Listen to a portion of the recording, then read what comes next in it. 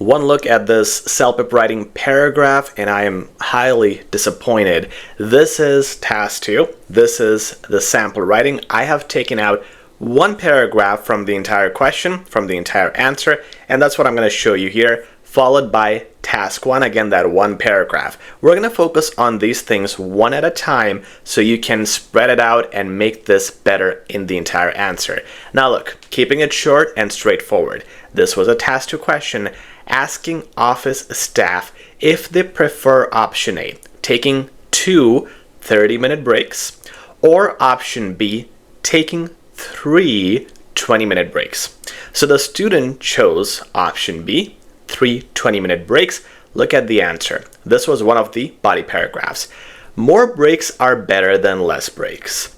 People can recharge and will feel better with more breaks. It's kind of repetitive, okay? It's also not specific. Maybe you can say the second one is more specific because of the word recharge. The first one is just very general. Okay, let's keep going. If I have 20-minute breaks 3 times a day versus just 2 30-minute breaks, okay, then looks like we're getting to some task response. We're going to have some cause and effect, right? Like if I have this, then this will happen. The guy says, or the student says, I will choose 20-minute breaks all the time because I can get them 3 times. Well, now you're just repeating the question. And you are saying you will choose this. And you already mentioned that, by the way, in the intro paragraph. You already mentioned that here, saying that this is better. Throughout the entire paragraph, I don't see a single place where you have explained exactly why would it be better. There's no specific point, first of all. Secondly, there is no elaboration of that specific point. It's a bunch of random sentences without a deep descriptive thought. So here's what we're going to do. We're going to fix it right now.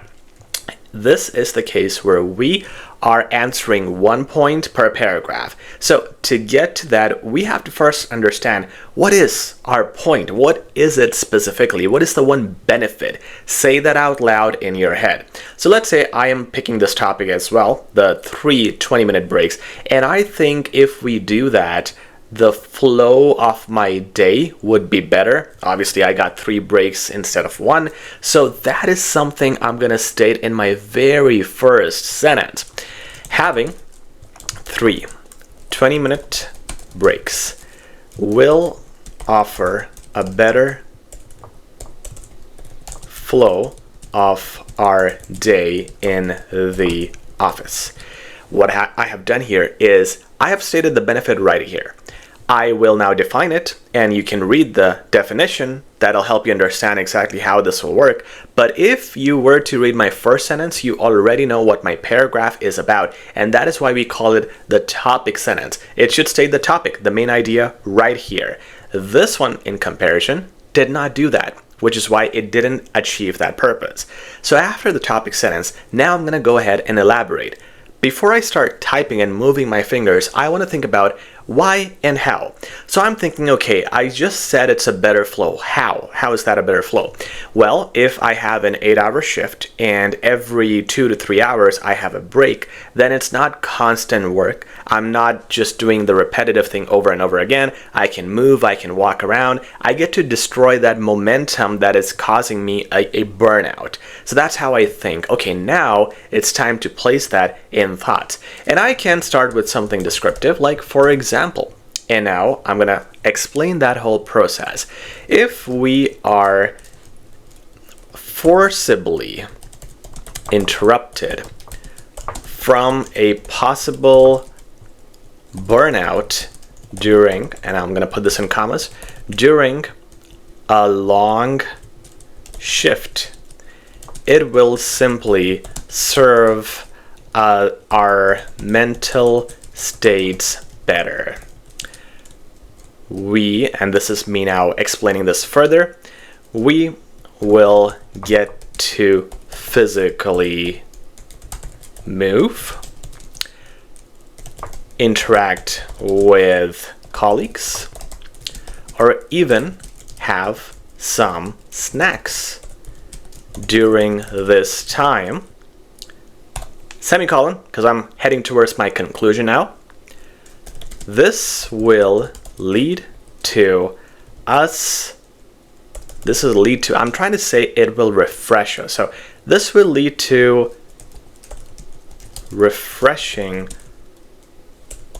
our mental state. Did I say that, or did I say mentally? Mental state is what I said. So I'm going to say something different now. I don't want to be repetitive. This will lead to refreshing us mentally. Full stop. And my final thought will be in my concluding sentence. Hence, we will get back to work after these intervals with more energy and optimism.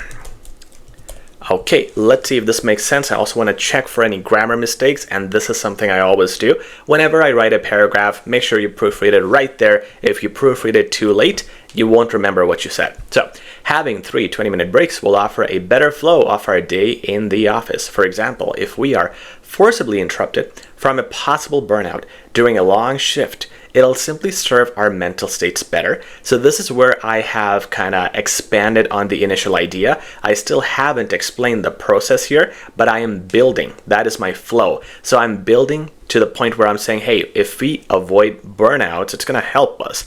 And the next sentence is exactly how we will get to physically move, interact with colleagues, or even have some snacks during this time, semicolon, conclusion of my idea. This will lead to refreshing us mentally. Hence, final conclusion, because I still feel like I have defined the process, but I haven't hit the ending. So, okay, it refreshes us mentally. That's how it works. So what does it accomplish? Well, hence, we'll get back to work after these intervals with more energy and optimism. Once again, summing up my idea of how this is just a better flow, giving us more productivity at work and helping us mentally.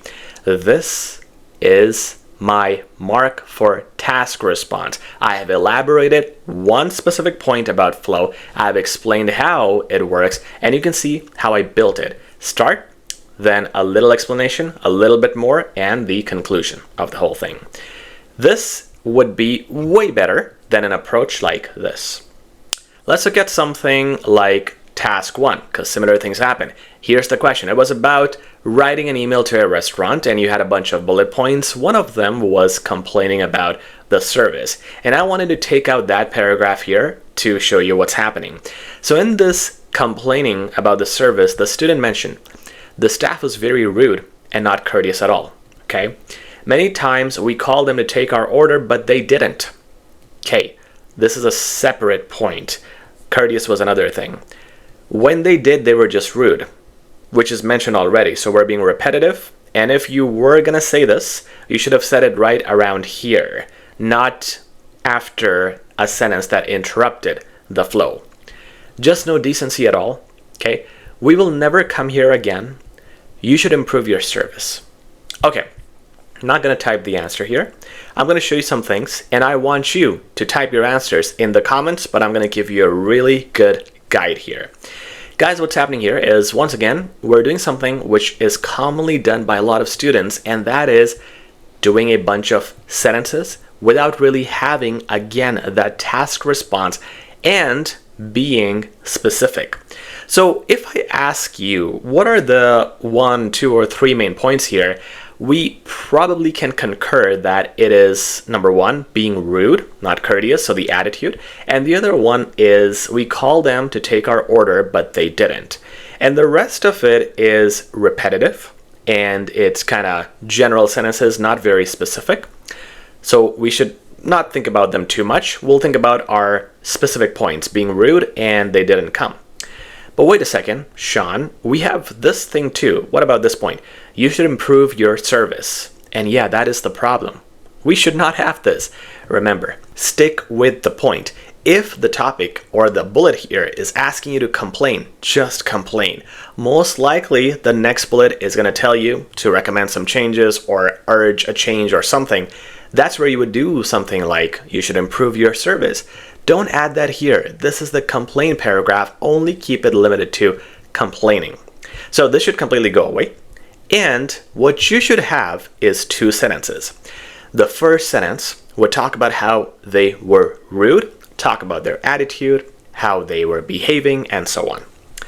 The second sentence should talk about this point right here. We called them to take our order, but they didn't. 2 sentences only, and both of these sentences should be long. They should elaborate this problem in detail. There should be no other sentence. So if you do 2 sentences and you do them in detail, you would fully answer the task response because you will describe how they were rude. Were they glaring at you? Did they say anything mean? Was it them being too short with you?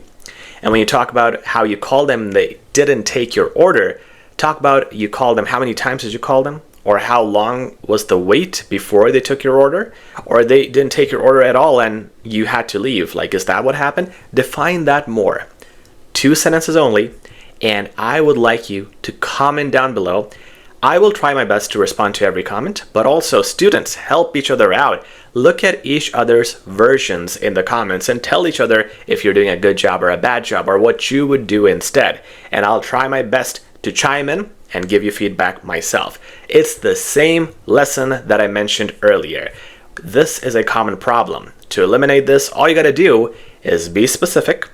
Once you have that specific point or points, then define them as a process with the why and how. And that'll help you achieve your goal in CELPIP writing. Let's start with this exercise. Comment down below, how would you fix it? Curious to hear your thoughts, and I'll see you in the next video.